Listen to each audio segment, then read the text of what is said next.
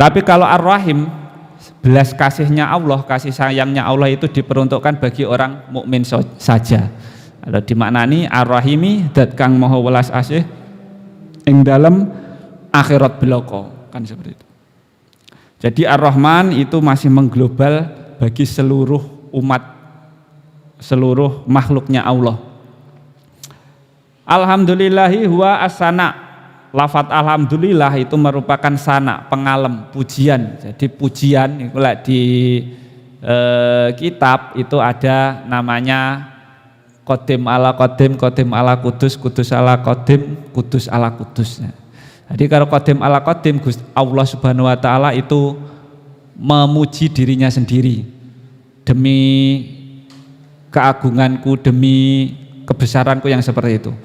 La Qadim ala Kudus, Allah memuji pada makhluknya. Allah memuji Nabi Muhammad, makhluk yang paling utama, makhluk yang paling disayangi, yang seperti itu. Ada Kudus ala Qadim, makhluk memuji Tuhannya seperti kita memuji Allah, alhamdulillah, Allahu Akbar, subhanallah ila akhirih, yang seperti itu. Ada Kudus ala Kudus, makhluk memuji makhluk yang lain. Kamu kok pintar, kamu kok tampan, kamu kok kaya, dan yang lain sebagainya. Nah, itu namanya Kudus ala Kudus. Tapi intinya 4 pujian itu semuanya nanti kembali pada Allah. Sudah jelas. Qadim ala Qadim, pujian Allah kembali pada Allah sendiri. Qadim ala Kudus, Gusti Allah memuji pada Nabi Muhammad. Itu bukti bahwa Allah mampu menciptakan makhluk termulia namanya Nabi Muhammad. Kudus ala Qadim, kita menyembah Gusti Allah sudah otomatis.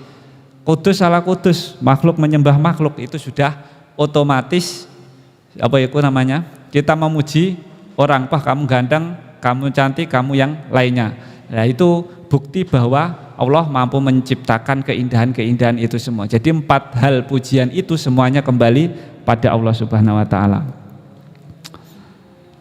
Ala jihadit ta'tim huwa as-sana 'ala Allah taala bil jamili ala jihadit ta'tim. Jadi semua pujian itu kembali pada Allah, zat yang maha indah, maha indah. Rabbi ay malikil alimin.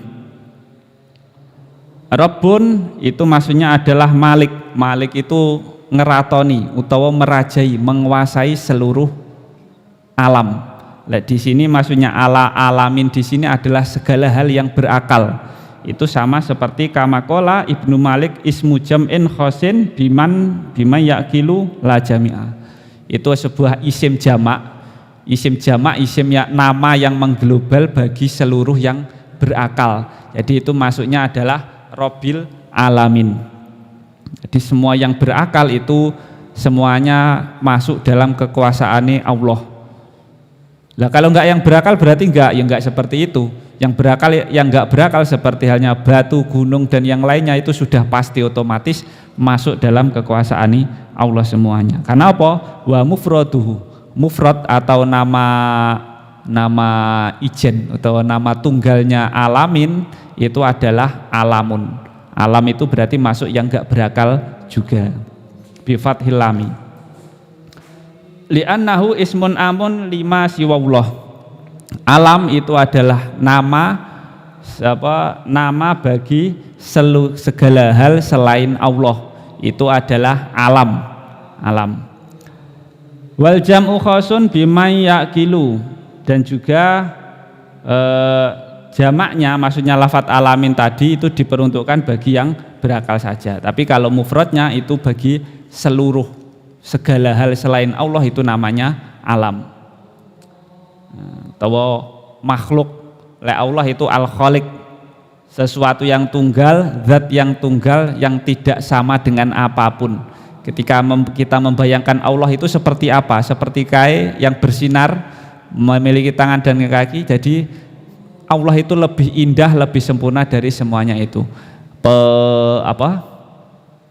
Penggambaran kita tidak akan pernah seperti yang kita bayangkan ketika kita menggambarkan tentang Allah Subhanahu wa taala. Jadi Allah itu nanti, Sang Pencipta itu nanti cuma bisa dilihat ketika di surga bagi orang-orang yang sudah ditentukan oleh Allah Subhanahu wa taala. Wa sallallahu wasallim ala sayyidina Muhammadin nabi Salawat dan salam semoga tercurahkan pada Nabi Muhammad. Jadi sama seperti tadi, salawat itu rahmat takdim, rahmat karena Allah itu mengagungkan Nabi Muhammad. Huwa bil hamzi wa tarkihi, Nabi dengan memakai hamzah ataupun tidak. Nah, jadi Nabi itu diambil dari kata nabaun yang berarti apa itu namanya? Nabaun artinya orang yang memberikan kabar. Jadi Rasulullah, Nabi Muhammad dan nabi-nabi yang lain itu adalah pembawa kabar tentang kenikmatan dan juga ancaman. Ketika seseorang itu nanti mau mengikuti perintah Tuhannya, maka akan diberi nikmat. Ketika melanggar atau durhaka dengan Tuhannya, maka akan disiksa, seperti itu. Jadi nabaun, pemberi kabar gembira dan juga pemberi ancaman.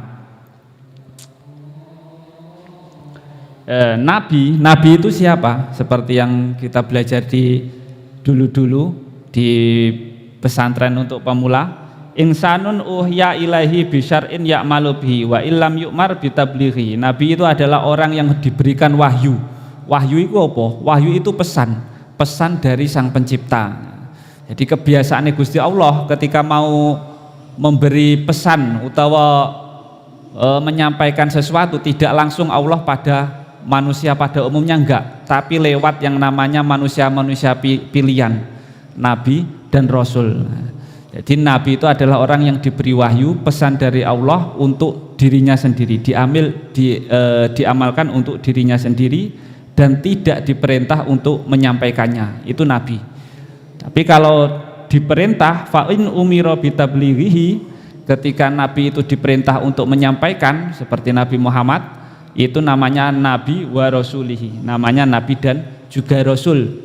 Nabi itu jumlahnya ada ratusan ribu, Rasul juga banyak, tapi yang wajib kita ketahui ada 25.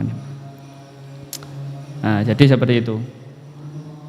Wal makna yungsi'us sholatu wassalamu alaihi, maksud dari sallallahu alaihi wasallam itu adalah kita mendoakan pada Rasulullah rahmat takdim dan juga keselamatan. Jadi kalau kita bolak-balik sholawat ki opo? Sholawat itu kita mendoakan pada Nabi Muhammad agar selalu diberi rahmat, tambahnya kebaikan, tambahnya keselamatan. Sajanya. Sebenarnya tidak butuh Rasulullah kita doakan, itu enggak butuh, karena apa? Wis jelas selamatnya, sudah jelas selamatnya. Nah, tapi ketika kita membacakan sholawat itu nanti akan kembali lagi pada kita. Nah, keberkahan kembalinya itu loh, keberkahan kembalinya itu yang ada unsur lebih barokahnya. Jadi ketika sampean mendoakan pada orang lain semisal, itu nanti keberkahannya beda. Tapi kalau kita mendoakan sholawat pada Rasulullah, itu keberkahannya langsung. Wong sing paling bahasanya, wong paling barokai sopo sak donya iki, orang yang paling berkah iki sopo sing akeh kebaikan, jelas Nabi Muhammad. Nah, ketika kita mendoakan keberkahan pada Nabi Muhammad, keberkahan itu nanti akan kembali lagi langsung pada diri kita sendiri. Makanya orang banyak suksesnya, banyak hal-hal yang diimpikan itu tercapai dengan sholawat, ya seperti itu, karena keberkahannya itu menempel utawa luberannya itu dari Rasulullah. Wa Muhammadun alamun mangkulin min ismi maf'ulin mudha'afil ain. Muhammad itu adalah nama yang tercetak dari isim maf'ul. Jadi kita belajar tasrif, fa'ala yufa'ilu, taf'ilan, taf'ilatan, taf'alan, tif'alan, mufa'alan, ya sama. Itu diikutkan pada wazan atau cetakan yang seperti itu. Hamada yuhamidu tahmidan, tahmidatan, tahmadan, tihmadan, muhammadan, kan seperti itu. Diambil atau dicetak dari isim maf'ul. Kalau yang masih bingung ya belajar dulu di pesantren, atau nanti di Madu TV juga ada seperti itu namanya, sekelas matlaah atau bahasanya kalau sampai itu kursus mau belajar nahwu shorof, nanti ada, bisa kita datangkan dari Pak Ustadznya nanti dari pondok lain atau Lirboyo atau yang lainnya bisa nanti. Jadi Ya mungkin sebulan atau 2 bulan lagi nanti kalau sudah mencukupi siswanya nanti kita buka kelas nahwu sorob, atau mau kelas lain silahkan bisa di komentar, mau kelas fikih, kelas nahwu sorob atau kelas tauhid, nanti bisa. Bismillahirrahmanirrahim. Wan nabiyyu badalun minhu aw atafa bayanihi alaihi. Nabi dari lafaz tadi wa sallallahu ala sayyidina Muhammadin nabi itu merupakan badal atau atof. Nah, jadi ketika disebutkan Muhammadun nabi di situ maksudnya adalah Nabi Muhammad, bukan yang Nabi Adam atau yang lainnya. Ya meskipun nanti masuk semuanya mendapatkan doa, tapi yang dimaksud di konteks ini adalah an-nabi di sini adalah Nabi Muhammad.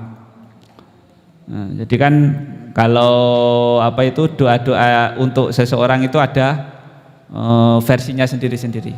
Kalau Nabi Muhammad yang paling pantas itu adalah sallallahu ala Muhammad. Kalau Nabi yang lain alaihi salam. Kalau untuk wali biasanya rahimahullah. Kalau untuk sahabat biasanya radhiyallahu an. Kalau kita itu biasanya ghufirullah kan. Semoga Allah mengampuni kita ya, karena kita banyak maksiatnya. Wa ala alihi tahirin, dan juga semoga salawat dan salam juga tercurahkan pada keluarga Nabi Muhammad at-tahirin yang disucikan semuanya. Siapa alihi? Yang termasuk keluarga Nabi itu siapa? Ini ada 2 versi. Kalau menurut qala Syafi'i, Imam Syafi'i, alihi. Jadi ketika kita berdoa Allahumma shalli ala sayyidina Muhammad wa ala alihi, nah itu yang terkena doa itu juga keluarganya karena Nabi Muhammad. Kalau menurut Imam Syafi'i, keluarga di sini adalah aqaribuhul mu'min min bani Hasyimin wa banil Muthalib, yaitu para kerabatnya Nabi Muhammad dari keluarga Bani Hasyim dan Bani Abi Muthalib. Bani Abi Muthalib itu ayahnya, Bani Hasyim itu ibunya. Jadi kerabat-kerabat Rasulullah yang beriman pada Rasulullah di zamannya itu termasuk aqaribuhu, termasuk paman, keponakan, atau putu-putunya, pokoknya dari keturunan Bani Hasyim dan Abi Muthalib yang beriman pada Allah itu termasuk alihi, keluarga Nabi. Itu versinya Imam Asy-Syafi'i. Tapi versi yang kedua, wakilah, versi yang kedua itu menurut Imam Yahya An-Nawawi. Ini salah satu ulama besar yang bermadhab Syafi'i. Beliau berkata, alihi di sini adalah innahum kullu muslimin, seluruh orang Islam. Jadi seluruh orang Islam itu termasuk alihi. Jadi kalau menurut beliau, ketika ada orang yang berdoa Allahumma sholli ala sayyidina Muhammad wa ala ali sayyidina Muhammad, kita termasuk yang mendapatkan luberan doa tersebut. Jadi sama-sama benarnya. Jadi ketika ada 2 ulama yang berpendapat, apakah salah satunya salah? Enggak. Kalau dari hadisnya Nabi kan sudah jelas. Ketika ada 2 pendapat, ketika salah yang satu benar, maka ganjarannya atau pahalanya 2. Ketika yang satu salah, ganjarannya 1. Jadi sama-sama benar lah bahasanya. Jadi enggak ada. Jadi kita ketika ada 2 ulama yang berbeda pendapat itu terserah mau ikut yang mana. Jadi keduanya itu sama-sama alim, sama-sama dekat pada Allah, sama-sama soleh, sama-sama wirai. Jadi yang salah itu ketika kita tidak mau mengikut pada salah satunya. Wala ala qaulihi at-tahirin muntazi'un min qaulihi ta'ala wa yutahhirukum tathira.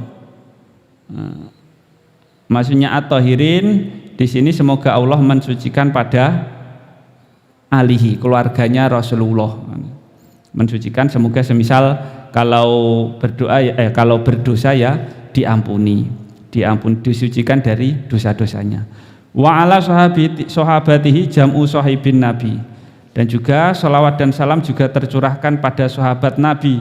Sahabat di sini siapa? Orang yang menemani Rasulullah di zamannya. Kalau secara teks itu adalah orang yang di zaman Rasulullah itu beriman, menemui Rasulullah terus pernah tahu Rasulullah lalu beriman pada